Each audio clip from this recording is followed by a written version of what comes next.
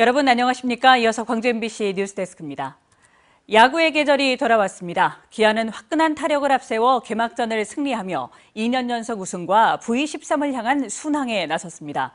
하지만 기아의 아이콘 김도영 선수의 갑작스런 부상이 시즌 초반 변수로 작용할 전망입니다. 이재원 기자입니다. 따뜻한 봄 기온과 함께 야구의 시즌이 찾아왔습니다. 기나긴 겨울을 움츠려왔던 팬들은 경기 시작 전부터 챔피언스 필드를 가득 채웠습니다. 타이거즈 선수가 등장할 때마다 울려 퍼지는 응원가에는 2년 연속 우승에 대한 팬들의 갈망이 담겨 있습니다. 빨리 야구를 보고 싶었는데 오랜만에 가족들이랑 같이 경기 보러 오니까 너무 신나고 점수도 내서 너무 재밌습니다. 팬들의 열광적인 응원에 기아는 화끈한 타격으로 답했습니다. 3회 선취점을 내며 산뜻한 출발을 알린 기아는 1대2로 끌려가던 8회 말 나성범과 최영우의 연속 안타로 역전에 성공했고 한준수의 올 시즌 첫 홈런까지 더해져 순식간에 점수를 7점 차로 벌였습니다. 팀의 첫 번째 홈런을 만들어냅니다. 그냥 이제 존에 오면 무조건 치자고 생각했는데 아시다시피 실투가 와가지고 높게 와가지고 공이 좀 운이 좋았던 것 같아요. 낮게 왔으면 아마 스윙하지 않았을까. 황동환은 9회 마운드에 올라 경기를 마무리 지으며 선발 경쟁에서 밀려난 아쉬움을 씻어냈습니다. 대투수 양현종을 내일 경기에 선발로 예고한 기아는 홈 2연승과 함께 2년 연속 우승에 도전합니다. 하지만 김도영의 갑작스러운 부상은 초반 레이스의 변수로 작용할 것으로 보입니다. MBC 뉴스 이재원입니다. 여수 산단을 횡단하는 철도 여천선을 재활용해야 한다는 의견이 제기되고 있습니다. 활용도가 떨어지고 있는 여천선을 폐선하고 그 부지에 부족한 산업 기반을 확충하자는 건데 찬반 의견이 맞서고 있습니다. 최황지 기자가 보도합니다. 전라선의 한 갈래로 덕양역과 정량역을 잇는 길이 11.6km 여천선입니다. 여객 기능은 중단됐고 지금은 하루 평균 25량씩 화물 열차들이 오고 갑니다. 산단 입주 기업들의 화물을 운송하는 철길이었지만 갈수록 이용률은 떨어지고 있습니다. LG화학은 최근 나주에 있는 공장을 멈추며 화물 열차도 중단했습니다. 상주하던 LG화학 직원들이 철수하면서 입구도 이렇게 문이 굳게 닫혔습니다.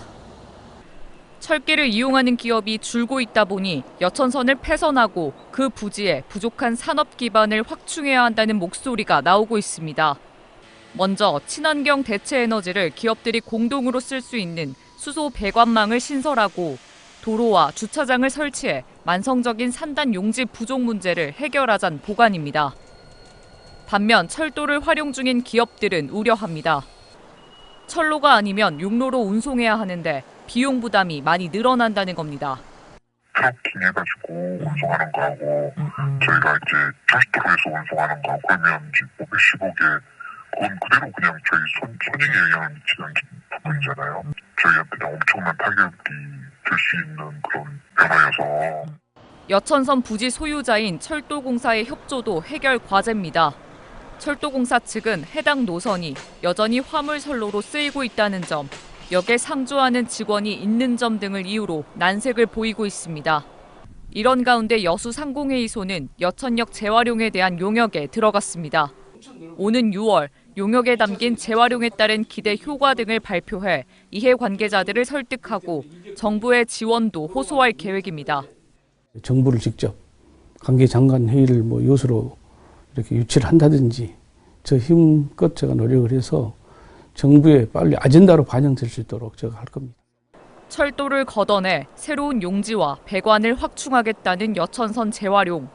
여수 산단의 위기를 극복하기 위한 새로운 현안 과제로 떠오르고 있습니다. MBC 뉴스 최양지입니다. 다음 달 2일 치러지는 담양군수 재선거가 더불어민주당과 조국혁신당 간의 격전 구도로 형성되면서 양당이 총력전을 벌이고 있습니다. 민주당 이재명 대표는 지도부와 함께 이재종 담양군수 후보 지원 유세에 나서 이번 선거는 내란 사태를 극복하고 새로운 미래를 만들어가라는 신호라며 민주당 후보에 대한 지지를 호소했습니다. 조국혁신당에서는 신장식 의원이 담양읍 일대에서 지원 유세에 나서 지역에서 오랜 생활과 경력을 쌓아온 정철원 후보의 선명성을 부각하며 표심을 공략했습니다. 윤석열 대통령의 파면을 촉구하는 광주 시민 총궐기대회가 열렸습니다. 광주 지역 180여 개 시민단체로 구성된 광주 비상행동은 오늘 광주 5.18 민주광장에서 시민 총궐기대회를 열고 헌법재판소에 조속한 탄핵 선고를 촉구했습니다. 19번째 탄핵 촉구 토요 집회를 열고 있는 광주 비상행동은 헌법재판소에 탄핵 인용이 있을 때까지 매일 철야 집회도 열어간다는 계획입니다. 건조한 날씨가 이어지고 있는 가운데 산불이 잇따르고 있습니다. 오늘 오후 2시 20분쯤 보성군 문덕면 야산에서 불이 나 헬기 석대와 진화대원 40여 명이 투입돼 진화에 나섰습니다.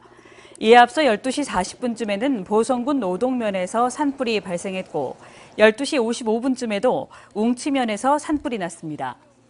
한편 산림청은 전국의 모든 지역에 산불 재난 국가위기 경보를 주의에서 경계 및 심각 단계로 상향 발령했습니다.